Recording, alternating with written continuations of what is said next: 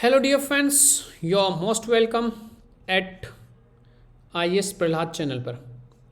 Dear friends, आप सभी को पता है कि यूपीएससी 2021 में मेरा ऑल इंडिया रैंक था 104 हिंदी मीडियम से। और बहुत सारे बच्चों का ये डाउट था कि सर मेंस में किस तरीके से आंसर राइटिंग की जाए और किन किन पॉइंट्स का ध्यान रखा जाए ताकि यूपीएससी मेंस या फिर कोई से भी स्टेट पीसीएस इनमें बहुत अच्छे से मार्क्स हम ला सकें मेंस में। तो आज हम इन्हीं पॉइंट्स पे बात करेंगे कि किस तरीके से मेंस में बेहतर तरीके से किन किन पॉइंट्स को ध्यान में रखकर हम अच्छे मार्क्स ला सकते हैं। तो ये जो एक क्वेश्चन लेंगे हम, ये यूपीएससी 2016 का जीएस थर्ड का ये पेपर है, वो क्वेश्चन है। तो ये है स्मार्ट शहरों से आपका क्या तात्पर्य है, भारत में शहरी विकास में इनकी प्रासंगिकता का परीक्षण कीजिए, क्या इससे ग्रामीण मतलब स्मार्ट शहरों से क्या इससे ग्रामीण और शहरी भेदभाव में बढ़ोतरी होगी। स्मार्ट शहरों से पूरा एंड रू अर्बन मिशन के संदर्भ में स्मार्ट गांव के लिए तर्क प्रस्तुत कीजिए। तो कुछ पॉइंट्स हैं जिनके आधार पर हम डिस्कशन करेंगे कि किस तरीके से ऐसे कौन कौन से इंपॉर्टेंट पॉइंट्स हैं जिनको ध्यान में रखते हुए हमें मेंस आंसर राइटिंग करनी है ताकि हमें अच्छे मार्क्स आ सकें। तो ऐसे प्रश्न को हल करते समय निम्न बातों को ध्यान में रखकर उत्तर को प्रभावी बना सकते हैं तथा अधिक से अधिक अंक अर्जित कर सकते हैं। यह मेरा खुद का लिखा हुआ है जो यूपीएससी में मैंने मेंस दिया था डियर फ्रेंड्स। तो उसमें टोटल मेरा जीएस 1, 2, 3 एंड 4 में मिलाकर मुझे लगभग 414 मार्क्स आए। तो उन सभी के आधार पर हम डिस्कशन करेंगे कि कैसे मैंने कौन कौन से ऐसे तरीके थे जिनको अपनाया और मुझे बेहतर मार्क्स आए। तो हमें क्या क्या याद रखना है मेंस में, कुछ पॉइंट्स पे हम डिस्कशन करेंगे कि प्रश्न को ध्यान से पढ़कर उसकी डिमांड को समझना सबसे इंपॉर्टेंट है कि पहले प्रश्न को ध्यान से समझो कि क्या क्या पूछ रहा है। स्मार्ट शहर फर्स्ट एक पार्ट हो गया, दूसरा शहरी विकास में इसकी प्रासंगिकता दूसरा, तीसरा क्या इससे भेदभाव बढ़ेगा तीसरा पार्ट हो गया, और चौथा कि पूरा और रूअर्बन मिशन के संदर्भ में गांव के लिए तर्क तो चौथा। 4 पार्ट इसमें है। तो सबसे पहले डिमांड समझो कि हमें क्वेश्चन में क्या पूछा गया है। सेकंड, क्वेश्चन को सब पार्ट में हल करना। एग्जाम्पल यहाँ प्रश्न में 4 पार्ट है तो मैंने बता दिया कि क्वेश्चन को हमेशा आप पार्ट्स में हल करोगे।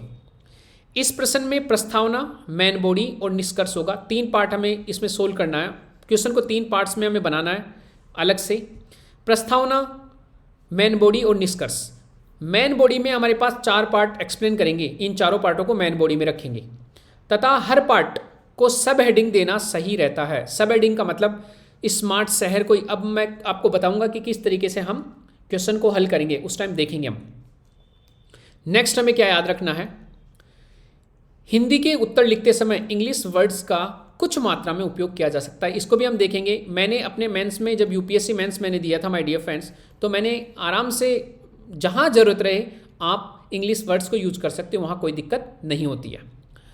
अगर हमारा उत्तर क्वेश्चन की डिमांड को पूरा करने के लिए शब्द सीमा का उल्लंघन करता है तो इसको लेकर बिल्कुल भी चिंता ना करें। अगर 250 वर्ड्स में हमें कोई लिखना है और आप 300 वर्ड्स लिख देते हो तो इसमें दिक्कत आपको नहीं होनी चाहिए।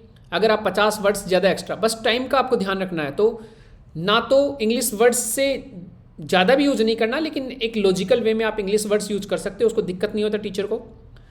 अगर हम शब्द सीमा का उल्लंघन करते हैं, 250 की जगह 300 लिखते हैं, 150 की जगह 200 लिखते हैं, इससे भी कोई टीचर को नहीं पड़ता है। निष्कर्ष सामान्यतः सकारात्मक हो, विजनरी हो। जब भी हम निष्कर्ष लिखते हैं क्वेश्चन का तो वो क्या होना चाहिए, हमेशा सकारात्मक और विजनरी हो माय डियर फ्रेंड्स। उत्तर में पॉइंट्स पर आधारित लेखन बेहतर रहता है। हम देखेंगे कि किस तरीके से मैंने एक मेंस का आंसर राइटिंग किया था, उसमें किस तरीके से हम पॉइंट वाइज 1 पॉइंट 2 पॉइंट इस तरीके से लिखना, ना कि पैराग्राफ में पूरा ऐसे भर देना, वो अच्छा नहीं है। आगे हमें क्या याद रखना है कि उत्तर को इस तरीके से लिखा होना चाहिए जिसमें उत्तर पुस्तिका को जांचने वाले अध्यापक को पढ़ने में और समझने में कम से कम कठिनाई है। क्वेश्चन को जब भी हम हल कर रहे हैं, आंसर कर रहे हैं, तो इस तरीके से लिखें कि आंसर समझने वाले टीचर को ज़्यादा प्रॉब्लम नहीं आए। अगर आपने इजी और अच्छे वे में लिखा आंसर तो आपको अच्छा मार्क्स भी देगा। किसी प्रश्न में कुछ भी न आने पर उसे पूरा छोड़ने के बजाय आसपास कुछ लिखकर सोल्व करने की कोशिश करें। हमेशा ये बात ज़रूर ध्यान रखें कि अगर आपको कोई क्वेश्चन नहीं आ रहा है माय डियर फ्रेंड्स, तो हमेशा उस क्वेश्चन में जो भी उसके आसपास आपको आए पूरा नहीं छोड़ना है। अगर कोई 12 मार्क्स का क्वेश्चन है या 10 मार्क्स का क्वेश्चन है या 15 मार्क्स का क्वेश्चन है, आजकल 10 और 15 मार्क्स के क्वेश्चन आते हैं। 10 क्वेश्चन आजकल के टाइम में 10 क्वेश्चन जो आते हैं वो 10 मार्क्स के, मतलब 100 मार्क्स हो गया, और जो 10 क्वेश्चन रहते हैं वो 15 मार्क्स के, ये 150 मार्क्स, तो टोटल 250 मार्क्स का हमारा जीएस का पेपर होता है। तो अगर हम पूरा क्वेश्चन ही छोड़ के आ गए तो हमारे 0 मार्क्स आएंगे। लेकिन अगर आसपास भी कुछ लिख दिया आपने तो 10 में से वो 2 मार्क्स दे देगा, 1 मार्क्स दे देगा, 15 में से 2 मार्क्स दे देगा, 3 मार्क्स दे देगा, तो उससे हमें क्या होगा, फायदा होगा।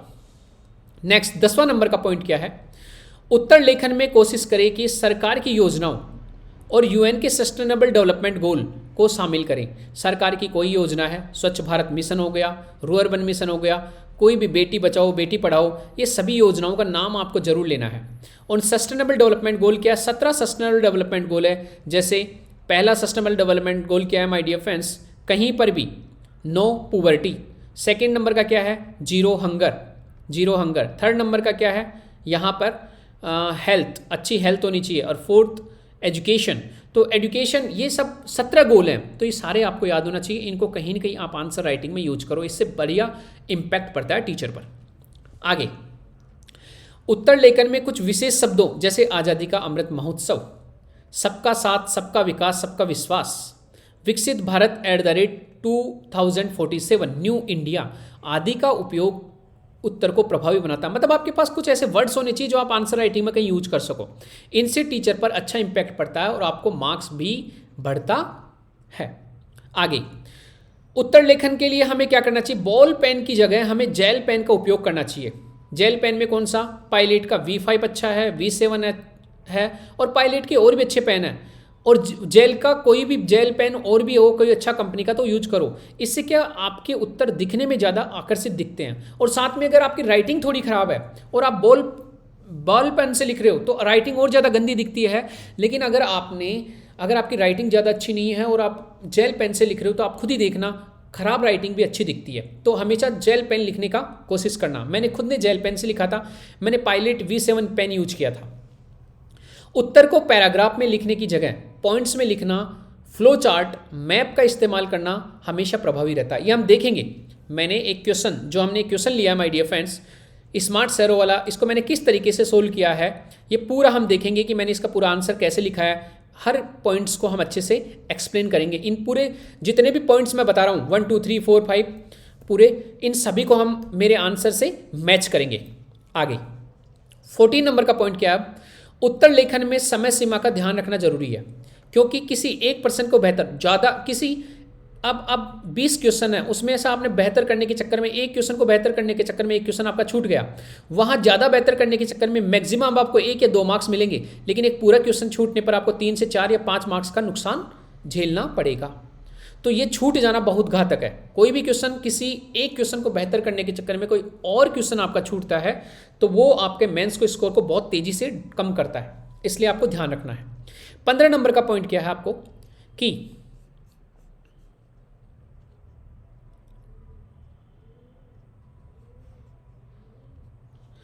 उत्तर लेखन में आलोचनात्मक पर्सन, जो भी आलोचनात्मक पर्सन रहे, उसमें एक्सट्रीम व्यूज आपको नहीं रखने हैं। इसके बजाय आपको मध्यम मार्ग अपनाना है, अर्थात सकारात्मक पॉइंट्स ज़्यादा और नकारात्मक पॉइंट्स में आप लिख रहे हो तो उसको सुझाव के साथ कि यहाँ पर ये प्रॉब्लम है, इसका ये सॉल्यूशन होना चाहिए या इसको ऐसे इम्प्लीमेंट किया जाना चाहिए। अगर DBT है, डायरेक्ट बेनिफिट ट्रांसफर, तो आप ऐसे नहीं कह सकते कि आधार कार्ड लागू करने से प्रॉब्लम आ रही है, लोगों के अंगुलियों का निशान नहीं बन रहा। आप बोलो कि उसके लिए वैकल्पिक व्यवस्था भी करके रखनी चाहिए। आइरिस आप जो आँखों का है वो यूज कर सकते हो, या फिर उनको अगर किसी को अंगूठा नहीं है या अंगूठे में जो उनकी जितने भी वो जो बायोमेट्रिक है वो अगर नहीं हो रहा है तो उनको अल्टरनेटिव आपको क्या कर सकते हो, सॉल्यूशन दे सकते हो। उत्तर लेखन करते समय कोशिश करें कि एक ही पेन का इस्तेमाल करें। जनरली क्या होता है माय डियर फ्रेंड्स, क्योंकि हेडिंग आदि लिखने के लिए अगर आप दूसरा पेन चेंज करते हो तो बहुत सारा समय बर्बाद हो जाता है, और अगर आपके पास समय बचता है तो आप हेडिंग को अंडरलाइन कर सकते हो। यूपीएससी मेंस लिखते समय आप बच्चों की एक ही पेन का हम इस्तेमाल करें। बार बार एक पेन को उठा के दूसरा पेन यूज करते हैं तो उससे बहुत सारा टाइम चला जाता है, जो मैंने महसूस किया है। आपको क्या करना है कि अगर आपको लग रहा है कि आपके पास बाद में टाइम मिल गया तो आप क्या करो, अगर आपने ब्लू पेन से लिखा तो ब्लैक पेन से हेडिंग को आप केवल अंडरलाइन कर दो, बाद में टाइम बचाए तो, परीक्षा के दौरान नहीं। आगे आपको क्या याद रखना है, उत्तर में महत्वपूर्ण बातों को अंडरलाइन कर सकते हैं, ये अच्छी बात है। अगर आपने कुछ इंपॉर्टेंट लिखा है तो उसको, इसका उत्तर पुस्तिका को जांचने वाले पर अच्छा प्रभाव पड़ता है। जैसे आपने क्या किया, कोई योजना लिख दी स्वच्छ भारत मिशन, तो इसको अंडरलाइन कर दो। अगर आपने कोई डेटा लिखा है जैसे शहरी जनसंख्या 30%, इसको अंडरलाइन कर दो।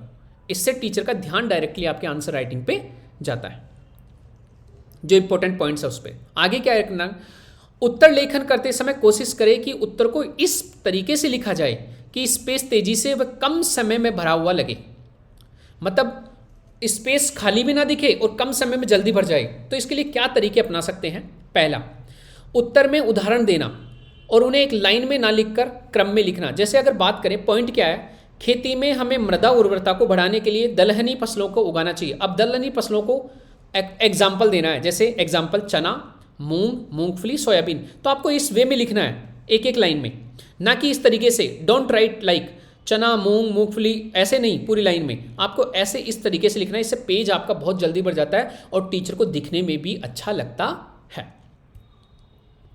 आगे फ्लो चार्ट का यूज करना है, जैसे कोई भी पॉइंट एक यहाँ लिख दिया, फिर नेक्स्ट ऐसे करके ये फ्लो चार्ट बन गया, या फिर ए बी फिर ऐसे करके फ्लो चार्ट बना दिया, या फिर इस तरीके से आपको कोई भी पॉइंट अगर दर्शाना है तो उसका लाभ, अगर किसी चीज़ का लाभ आपको बताना है तो ऐसे बता सकते हो।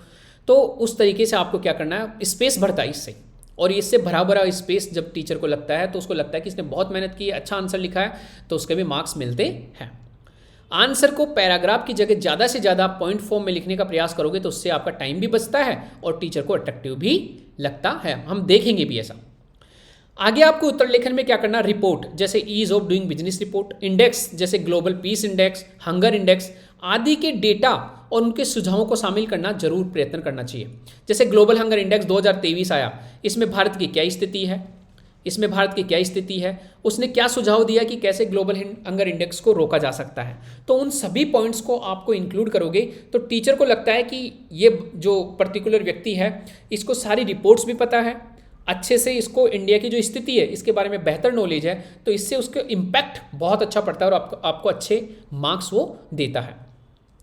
20वां नंबर का पॉइंट क्या है, मुख्य परीक्षा से पहले आपको previous year question paper mains के, यूपीएससी के और कोई भी टेस्ट सीरीज के प्रश्नों को निर्धारित समय में सोल्व करने का प्रैक्टिस ही मुख्य परीक्षा में आपको अच्छे मार्क्स दिला सकता है। आपको 2-2 घंटे, जो 3 घंटे का पेपर होता है तो 20 क्वेश्चन आप लो, प्रीवियस ईयर के क्वेश्चन पेपर मेंस के पूरा एक पेपर, या फिर टेस्ट सीरीज कोई भी, तो उसको आपको सोल्व करोगे पूरे 3 घंटे लग के लगातार। तो आपसे हो रहे हैं या नहीं वो आपको तब जाकर आपको वहाँ पर मेंस आंसर राइटिंग में ईजिली आप आंसर कर पाओगे। अगर आपने प्रश्न में IMF मतलब इंटरनेशनल मॉनेटरी फंड को एक बार फुल फॉर्म में लिख दिया और उपयोग कर लिया तो फिर बार बार आपको IMF लिखने की, मतलब बार बार पूरा फुल फॉर्म लिखने की जरूरत नहीं है, आप सिर्फ IMF लिख दो। और मैं तो ये कहूँगा कि आप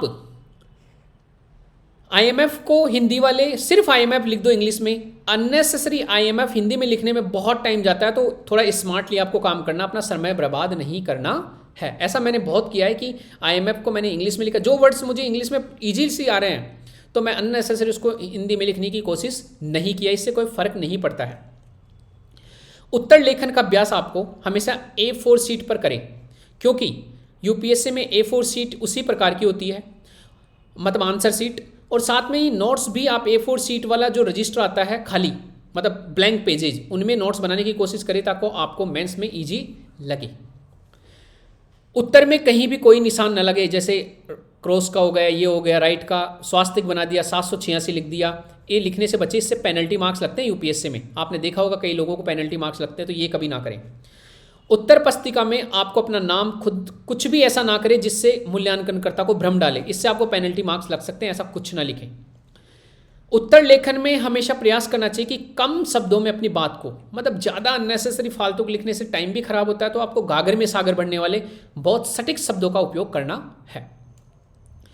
यूपीएससी में आंसर को बेहतर लिखने की बजाय एवरेज आंसर के साथ अपने 20 क्वेश्चनों को सोल्व करने का अच्छे मार्क्स पाए जा सकते हैं। मतलब कई लोग क्या करते हैं कि बेहतर आंसर लिख के आते हैं, 14 लिख देंगे या 15 लिख देंगे, 5 क्वेश्चन आपके छूट गए। एवरेज लिखने वाला क्या करता है, पूरा 20 क्वेश्चन करके आता है और एवरेज मार्क्स में उसको ज़्यादा मार्क्स आते हैं। तो आपको करना है कि बेहतर, कितना भी बेहतर लिखो वो 50% मार्क्स देता ही नहीं है, वो एवरेज मार्क्स देता है कितना भी अच्छा लिखने के बाद। तो आपको क्या करना है कि आंसर राइटिंग में बेहतर लिखने के चक्कर में आपको एवरेज आंसर राइटिंग करनी है और कोशिश क्या करनी है कि पूरे 20 के 20 क्वेश्चन आप अटेम्प्ट कर दो। ये हमारा क्या होना चाहिए, लक्ष्य, ये हमारा लक्ष्य होना चाहिए। तो ये कुछ पॉइंट्स हैं, 26 पॉइंट्स मैंने इंक्लूड किए माय डियर फ्रेंड्स, कि किस तरीके से आपको इन 26 पॉइंट्स को याद रखकर एक बेहतर आंसर लिखने का प्रैक्टिस करना चाहिए। स्मार्ट सैर, अब हम देखेंगे कि मैंने जो क्वेश्चन लिखा है स्मार्ट शहरों से आपका तात्पर्य क्या है। तो एक हमारा ये वाला पार्ट हो गया, शहरी विकास में इसकी प्रासंगिकता, दूसरा पार्ट हो गया, क्या इससे भेदभाव बढ़ेगा, तीसरा पार्ट हो गया, और ये दोनों मिशन को समझाकर स्मार्ट गांव में इसकी क्या तर्क है, क्या जरूरी है दोनों, उसके आधार पर 4 पॉइंट हो गए हमारे, 4 पार्ट। अब क्वेश्चन को सोल्व कैसे करते हैं वो हम चलते हैं माय डियर फ्रेंड्स। कैसे मैंने यूपीएससी में जो क्वेश्चंस थे उसमें मैंने किस तरीके से इसको सोल्व किया, तो आपको भी इसी तरीके से क्या करना है, इसको सोल्व करना है। चलते हैं हम। अब आप ध्यान से देखना कि मैंने इस क्वेश्चन को सोल्व किया है इस तरीके से। यस, कौन कौन से ऐसे पॉइंट्स मैंने बताए थे जिनको हमने यहाँ इंक्लूड किया है, यहां देखना। तो यहां आपको समझ में आ रहा होगा माय डियर फ्रेंड्स।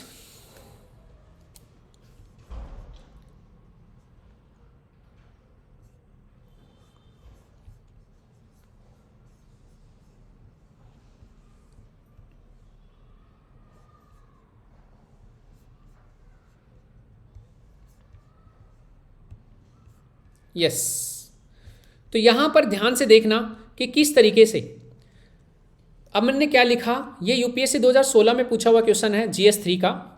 तो मैंने, अब ये है प्रस्तावना, ये क्या है, प्रस्तावना, ठीक है, मतलब इंट्रोडक्शन। तो जून 2015 में भारतीय प्रधानमंत्री के द्वारा स्मार्ट सिटी, तो ये अंडरलाइन कर दिया मेन पॉइंट्स को, कार्यक्रम की शुरुआत की जिसका मुख्य लक्ष्य आधारभूत सुविधाओं, तो क्या है, हमने फिर इसको अंडरलाइन कर दिया, आधारभूत सुविधाएं को बेहतर बनाते हुए गुणवत्तापूर्ण जीवन और सतत विकास, सस्टेनेबल डेवलपमेंट को लक्ष्य को पाना है। तो ये एक छोटा सा आपको इंट्रो लिखना है। अब पहला जो पार्ट हमारा उसमें था स्मार्ट शहर से तात्पर्य, तो हमेशा एक हेडिंग दे ली है, जो क्वेश्चन में पूछा गया है उसी को आपको हेडिंग दे देना, ताकि टीचर को समझने में उसको ऐसा लगे कि आपको हर एक पार्ट को आपने सोल्व किया है। तो अब स्मार्ट शहर से तात्पर्य, तो आपको क्या करना है कि स्मार्ट शहर कैसा होगा, जिसमें वैज्ञानिक कचरा प्रबंधन हो, नागरिक भागीदारी हो, बच्चे महिलाओं बुजुर्गों की बेहतर सुरक्षा हो, बेहतर स्वास्थ्य शिक्षा हो, क्लीन एंड सस्टेनेबल डेवलपमेंट। अब मैंने यहाँ स्वच्छ और सतत विकास नहीं लिखा, इसमें क्लीन एंड सस्टेनेबल डेवलपमेंट लिख दिया, तो इंग्लिश का वर्ड मैंने यूज कर लिया, इसमें कोई दिक्कत नहीं है। डिजिटल कनेक्टिविटी मैंने यूज कर लिया, सस्टेनेबल इकोनॉमिक ग्रोथ यूज कर लिया, यहाँ पर मेट्रो मैंने इंग्लिश में लिख दिया, अर्बन पार्क मैंने इंग्लिश में लिख दिया, ई गवर्नेंस इंग्लिश में लिख दिया, तो कोई इसका फर्क नहीं पड़ता माय डियर फ्रेंड्स, इनका थोड़ा सा याद रखना।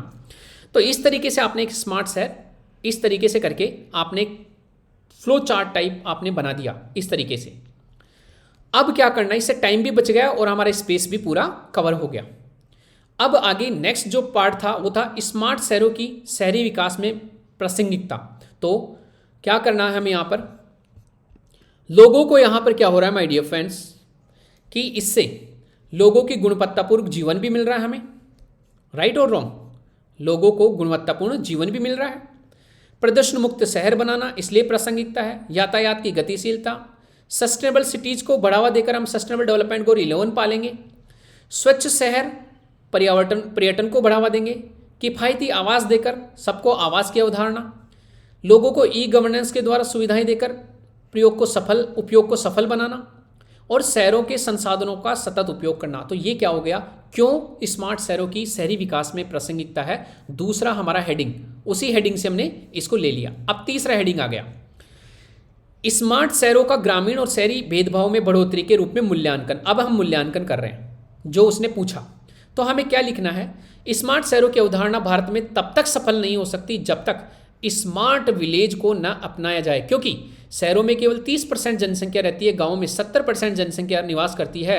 यदि गांव में शहरों जैसी सुविधाएं नहीं होगी तो इससे शहर और गांव के बीच का सुविधाओं को अंतर और भेदभाव बढ़ेगा और साथ ही गांवों से शहरी पलायन की समस्या के कारण स्मार्ट शहर स्मार्ट न रहकर मलिन बस्तियों के रूप में उभर सकते हैं। इसलिए स्मार्ट शहर के साथ स्मार्ट विलेज का होना भी जरूरी है। अर्थात स्मार्ट शहरों पे केवल ध्यान देंगे तो इससे भेदभाव तो बढ़ेगा, लेकिन अगर हम स्मार्ट विलेज भी बनाएंगे तो इस भेदभाव को कम किया जा सकता है।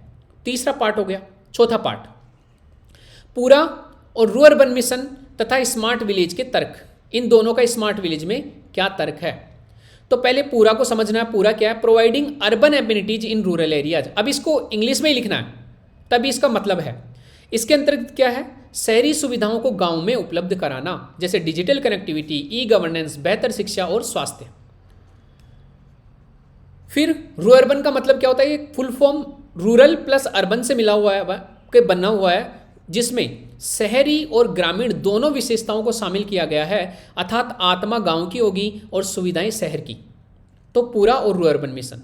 अब क्या होगा? इन दोनों को लागू करने से स्मार्ट विलेज के तर्क क्या है? इन दोनों को जब लागू करेंगे तो स्मार्ट में गांवों में 70% जनसंख्या को मूलभूत सुविधाएं प्रदान करना, शहरी पलायन को रोकना, डेमोग्राफिक डिविडेंड को सही उपयोग, ग्रामीण अर्थव्यवस्था को सुदृढ़ करना, कृषि की जीडीपी में योगदान को बढ़ावा देना, बेहतर शिक्षा और स्वास्थ्य को जीवन स्तर बढ़ाना, छिपी बेरोजगारी को दूर करेंगे और ग्रामीण पर्यटन को बढ़ावा देंगे। इसलिए दोनों प्रोग्राम ग्रामीण विकास के लिए जरूरी है, स्मार्ट विलेज के लिए। अब ये क्या है निष्कर्ष? स्मार्ट शहर और स्मार्ट विलेज आपस में संपूरक अवधारणा है। दोनों को सही से लागू कर 2047 में हम विकसित भारत के सपने को साकार कर सकते हैं और नए भारत की अवधारणा को प्रभावी बना सकते हैं। तो जैसे नया भारत एक वर्ड आ गया, 2047 तक विकसित भारत। तो ये वर्ड्स आपको क्या करना है, थोड़ा सा यहाँ पर, अब ये विजनरी है, सकारात्मक हमारा, और विजनरी क्या है, हमने क्या दिया, एक वो दिया कंक्लूजन, निष्कर्ष। तो इस तरीके से आपको my dear friends answer writing करना है कि पहले हमारा इंट्रो होना चाहिए अच्छा वाला, फिर जो हेडिंग्स है, क्वेश्चन से हेडिंग्स उठानी है। कितना पार्ट है? तो ये पार्ट पहला था, वहीं से हेडिंग हमने उठा ली। इसको हमने अलग तरीके से लिखा, देखो पूरा चार्ट, पूरा फ्लो टाइप में। यहाँ पर हमने पॉइंट वाइज में लिखा, ना कि पैराग्राफ में, ये याद रखना। फिर हमने क्या किया, ये छोटा वाला पार्ट था तो इसको हमने पैराग्राफ में फटाक से लिख दिया, इसको पैराग्राफ में लिख दिया। और यहाँ पर फिर हमें मौका मिला, इन दोनों को हमने डिफरेंस किया और फिर हमने यहाँ पर अगेन हमें जैसे मौके मिला हमने पॉइंट फॉर्म में लिख दिया, लास्ट एंड फाइनली हमने निष्कर्ष लिख दिया। इस तरीके से आपको करना है। आगे नोट मैंने क्या डाला है, मैंने आंसर में कई जगह इंग्लिश वर्ड्स का इस्तेमाल किया है, ठीक है। मैंने यूपीएससी परीक्षा के दौरान भी इस तरीके के इंग्लिश वर्ड्स का यूज किया था। मेरी 104वीं रैंक थी माय डियर फ्रेंड्स यूपीएससी में, और मैंने इंग्लिश वर्ड्स में कभी मैं घबराया नहीं, मैंने इंग्लिश वर्ड अच्छे से यूज किया है।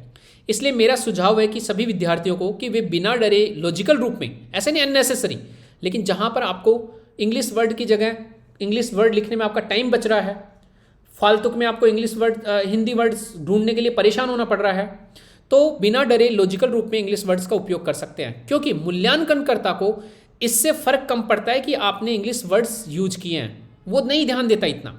उसका मेन कंसंट्रेशन क्या रहता है कि आपने आंसर की क्वालिटी और उस क्वेश्चन की डिमांड को मतलब उसका मेन कंसर्न क्या है, आंसर की क्वालिटी और क्वेश्चन की डिमांड को जांचना कि आपने आंसर में जो पूछा है वो लिखा, उसकी डिमांड को कंप्लीट किया है और उसकी क्वालिटी वो कंप्लीट किया है या नहीं। तो इस तरीके से आपको क्या करना है माय डियर फ्रेंड्स, इस तरीके से आपको मेंस की आंसर राइटिंग करनी है, मेंस की आंसर राइटिंग करनी है। तो आज हमने पूरा ये एक पूरा वो देखा कि किस तरीके से ये हमने क्वेश्चन लिया, इसमें डिफरेंट पॉइंट्स है माय डियर फ्रेंड्स, लगभग 26 पॉइंट्स के आधार पर हमने एक अच्छा निष्कर्ष किया कि किस तरीके से आपको यूपीएससी में बेहतर तरीके से आंसर लिखना है। तो इन 26 पॉइंट्स को आपको ध्यान में रखकर एक बेहतर जब आंसर आप लिख पाओगे माय डियर फ्रेंड्स, और इस बेहतर आंसर्स लिखने से क्या होगा, आपके मेंस में जीएस 1, 2, 3 और 4 ये पूरे आपके 1000 मार्क्स के हैं। फिर उसके बाद एस्से और ऑप्शनल के 2 पेपर। तो ये अगर यहाँ पर आप 400 से ऊपर मार्क्स ले आते हो my dear friends, answer writing बेहतर करके, तो आपको जो यूपीएससी में मेंस में भी आप क्वालिफाई करोगे और आपका फाइनल सिलेक्शन भी आपका पीडीएफ में नाम आने का पूरा चांस रहेगा। तो इस तरीके से आपको आंसर राइटिंग करनी है। आपको और कौन कौन से फ्यूचर में वीडियो चाहिए उनको भी आपको, तो मुझे थोड़ा अपना कमेंट बॉक्स में आप कमेंट कर देना माय डियर फ्रेंड्स, कमेंट कर देना। और आप इस क्वेश्चन को देखने के बाद, इस आंसर को देखने के बाद अपनी भाषा में दोबारा इस आंसर को लिखना, अपनी भाषा में दोबारा लिखना, अपनी भाषा में आप दोबारा लिखना। और डियर फ्रेंड्स, मेरे कुछ टेलीग्राम चैनल है, मेरा टेलीग्राम, उसी को भी आप ज्वाइन कर लेना। उसका नाम है IAS प्रहलाद। मैं लिंक भेज दूंगा आपको, लिंक भेज दूंगा। फिर मेरा इंस्टा ID है, उसमें भी आप देख लेना, प्रहलाद_IAS। तो इन दोनों से भी आप जुड़ सकते हो फ्यूचर में। टेलीग्राम है, इंस्टा है, और यूट्यूब चैनल तो आपका है ही, यूट्यूब है वो भी IAS प्रहलाद। तो ये तीनों मेरे, जहाँ पर आप मुझसे जुड़ सकते हो, टेलीग्राम पर जुड़ सकते हो, यहाँ पर गाइडेंस और नोट्स मिलते हैं आपको। इंस्टा पर भी मैं क्वेश्चंस डालता रहता हूँ, जैसे यूपीएससी के जो प्रीवियस ईयर के क्वेश्चंस आते हैं उनके मैं लिंक डाल देता हूँ यहाँ पर। तो मीन्स जो स्टोरी है, स्टोरी में मैं लिंक कर देता हूँ, तो उसको भी देख सकते हो। यूट्यूब पर भी मैं मीन्स आपको गाइडेंस देता रहता हूँ। आप सभी से मेरी रिक्वेस्ट है कि आपके जितने भी फ्रेंड्स हैं, अगर आप नए हो तो चैनल को सब्सक्राइब कर लेना। और अगर आपके कोई फ्रेंड्स हैं जो यूपीएससी की प्रिपरेशन कर रहे हैं, स्टेट पीसीएस की प्रिपरेशन कर रहे हैं, उनको भी इस चैनल के बारे में ज़रूर बताएं। जो मैं वीडियोस डालता हूं उसके बारे में ज़रूर बताएं माय डियर फ्रेंड्स, जिससे सभी को इससे ज़्यादा से ज़्यादा फ़ायदा मिले। तो फिर नेक्स्ट वीडियो तक मिलते हैं माय डियर फ्रेंड्स। तब तक कि आप सभी को thank you very much my dear friends, and best of luck for your future exams. Thank you.